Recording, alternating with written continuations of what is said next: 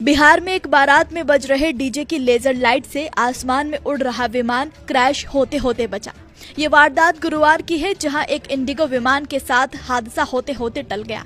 दरअसल एक बारात में बज रहे डीजे की लाइट से विमान का संतुलन बिगड़ गया और प्लेन डगमगा गया। फ्लाइट पुणे से पटना के लिए निकली थी और पटना एयरपोर्ट पर लैंड करने जा रही थी कि तभी जैसे ही विमान लैंड करने लगा, वहां एयरपोर्ट से कुछ ही दूरी पर बारात में बज रहे डीजे में से निकल रही लेजर लाइट विमान पर पड़ी, जिससे लैंड करते वक्त पायलट का संतुलन बिगड़ गया।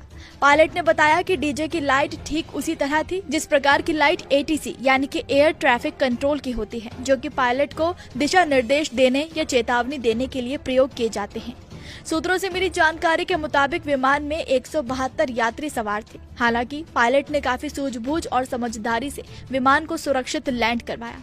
विमान को लैंड करने के बाद पायलट ने इसकी शिकायत तुरंत एयरपोर्ट प्रबंधन से की, जिसके बाद एयरपोर्ट प्रबंधन हरकत में आया।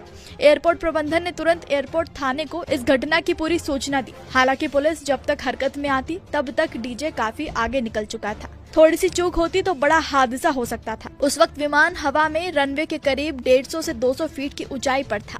फ्लाइट की लैंडिंग शाम 7 बजे हुई। बता दें कि पुलिस मुख्यालय ने हाल ही में आदेश दिया है कि किसी भी शादी या पूजा या फिर अन्य मौकों पर डीजे बजाने पर रोक है। कुछ दिनों पहले ही पुलिस ने इस पर कार्रवाई भी की थी। ऐसे डीजे जिनमें लेजर लाइट का भी इस्तेमाल होता है, उस पर भी रोक लगा दी गई थी। फिर भी लोग ऐसे डीजे का इस्तेमाल कर रहे हैं। विमान की जब लैंडिंग होती है तो पायलट ऑटो पायलट सिस्टम को समाप्त कर देते हैं।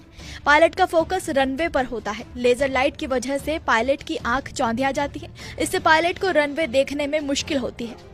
इसके बाद विमान को लैंडिंग के दौरान जहां टच करना होता है उससे ओवरशूट हो सकता है, जो कि एक भयंकर हादसे में तब्दील हो सकता है। यहाँ सवाल है कि एयरपोर्ट के जिस इलाके से विमान की लैंडिंग होती है वहां डीजे से कैसे लेजर लाइट मारी गई और ऐसे डीजे का इस्तेमाल ऐसे इलाकों में खुलेआम क्यों किया जा रहा है, जबकि पुलिस ने तो इस पर प्रतिबंध लगाया हुआ है। आप इस पूरी खबर पर क्या कहेंगे, हमें कमेंट में जरूर बताइएगा।